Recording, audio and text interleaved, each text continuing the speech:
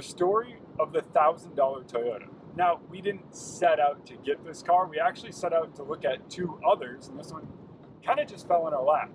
The first was a van. It was a little out of our price range, but it did have a bed in the back, a kitchen, solar panels on the roof. It had outlets to charge our stuff. It had storage for our clothes, a desk, and even had a roof rack on top and some solar panels to keep everything going. But the van didn't run, a little too expensive, and it wasn't really right. And there was a lot of mouse poop inside of it. There A lot of mouse poop. was that And too. it was really hot. It was also really pretty hot. hot. Super hot. And then we went to look at a Volvo wagon, an old 240, nice big car that I could actually stretch out in the back. It was pretty awesome, really cheap, but it did rattle. It had countless miles on it. It was a manual, but some of the windows didn't work, and it took 10 minutes to buckle your seatbelt. It really just wasn't quite And there was right. a wasp nest inside of it. There also was a wasp nest inside of it. Yeah.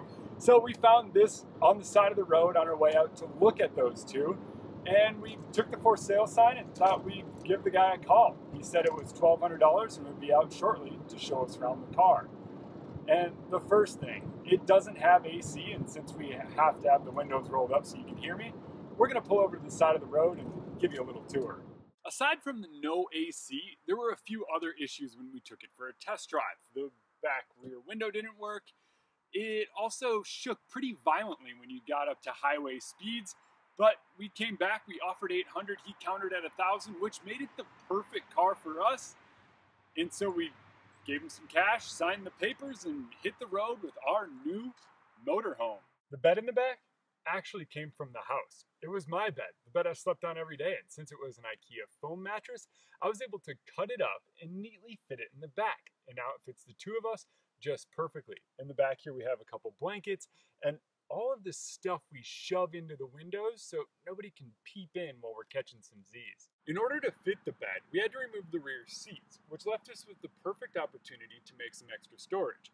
Threw a hinge on a piece of wood, and now we can pull it up when we're not sleeping, and when we are, up top is all the gear. We keep our running stuff up here because, well, it stinks and we're out of room. We have our climbing gear up front, rope, quick draws, everything we need to hit some local crag. We also have a tent and some thermarest just in case we decide to go do some backpacking. Up front, nothing too special, just your average 1989 Toyota Camry. We have our camera mount up front made out of sticky tack, a tape player, cruise control that works, a sunroof, which is a major bonus, and that's really about it. So there you have it, our home. It's small, sometimes it makes funny noises and has funny smells, but it's pretty great for 244,938 miles. I do smell sometimes, we don't have a shower.